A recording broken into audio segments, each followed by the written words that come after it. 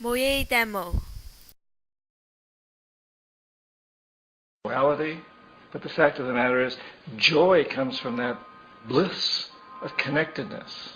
That's our God spirit. That's that side of ourselves that really feels it. And you can feel it deep inside you. It's this amazing, wonderful feeling. And you know it when you get it. You don't get it from money. You get it from connection.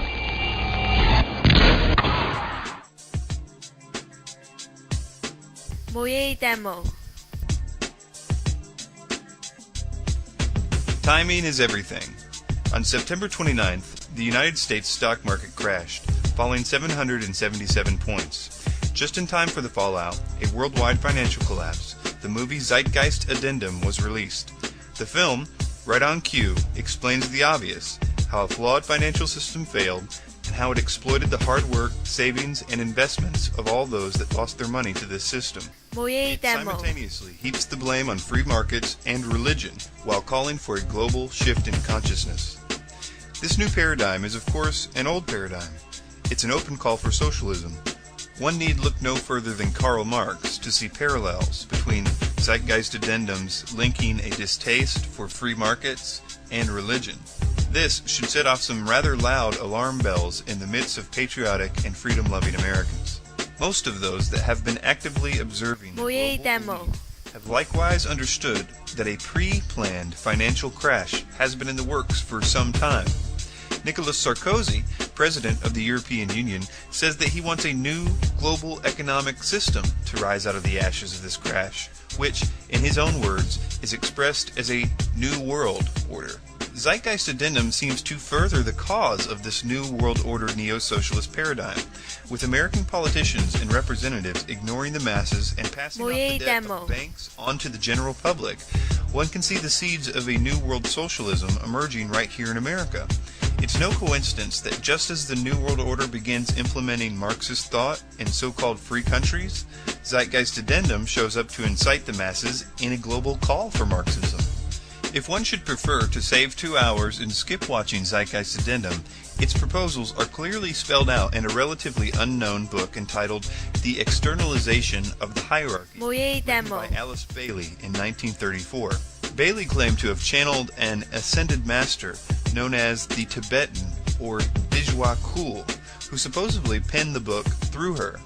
Bailey was also the founder of the Theosophical Lucifer Trust, later changed to Lucius Trust.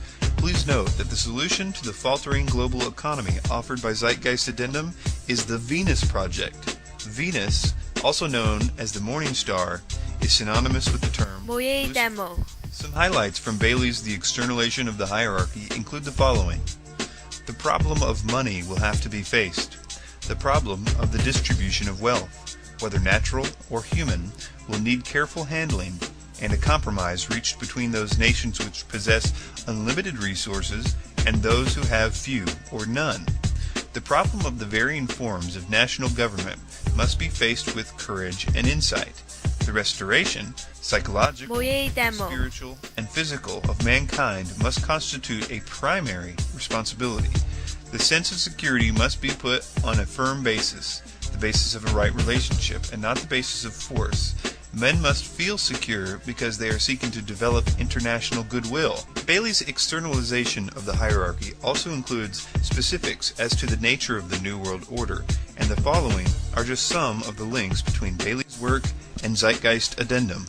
The New World Order will recognize that the produce of the world, the natural resources of the planet and its riches, belong to no one nation, but should be shared by all. There will be no nations under the category haves and others under the opposite category. A fair and properly organized distribution of wheat, the oil, and the mineral wealth of the world will be developed, based upon the needs of each nation, upon its own internal resources, and the requirements of its people. All this will be worked out in relation to the whole. The New World Order will be founded on the recognition that all men are equal in origin and goal, but that all are at different stages of evolutionary development, that personal integrity, intelligence, vision, and experience, plus a marked goodwill, should indicate leadership. The domination of the proletariat over the aristocracy and the bourgeoisie, as in Russia, or the domination of an entrenched aristocracy over the proletariat and middle classes, as has been until lately the case in Great Britain, must disappear. The control of labor by capital, or the control of capital by labor, must also go. In the New World Order, the governing body in any nation should be composed of those who work for the greatest good of the greatest number. The New World Order will be founded on an active sense of responsibility. The rule will be all for one and one for all. This attitude among nations will have to be developed. It is not yet present. In the preparatory period for the New World Order, there will be a steady and regulated disarmament. It will not be optional. No nation will be permitted to produce and organize any equipment for the destructive purposes or to infringe on the security of any other nation. One of the first tasks of any future peace conference will be to regulate this matter and gradually see to the disarming of the nations. The Venus Project, founded by Jacques Fresco, upon first glance it appears similar to one of the multitude of ill-fated hippie communes of the 1960s, but upon further study, it too is rooted in the same New World Order, occult, theosophical belief structure. Quoting from their website, one of the basic premises of the Venus Project is that we work towards having all of the Earth's resources as the common heritage of all the world's people. Anything less will simply result in a continuation of the same catalog of problems inherent in the present system. This is exactly what Bailey wrote in The Externalization of the Hierarchy. The links between the Venus Project and the essence of secret societies does, however, run even deeper than a call for communistic sharing of world resources.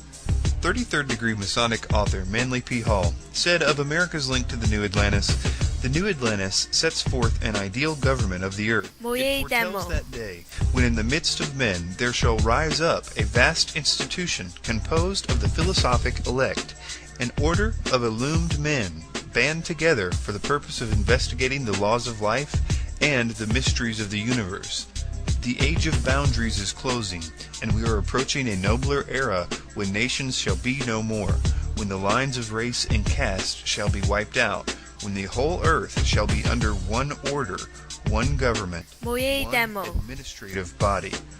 Manly P. Hall, alongside Rosicrucians like Francis Bacon, clearly defined the New World Order's drive to recreate Atlantis, and this theme clearly resurfaces in Fresco's architecture, specifically his circular city.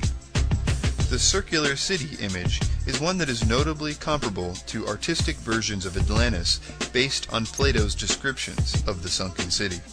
Another warning sign of Fresco's New World Order mentality is his desire to see technology steering mankind's destiny. Many patriots shiver at the idea of biometric identification, specifically the idea of implantable microchips that could be used to track and control humans in a way up until recently was only envisioned in the Bible. Fresco's vision for the future of humanity goes well beyond that of a simple microchip implant.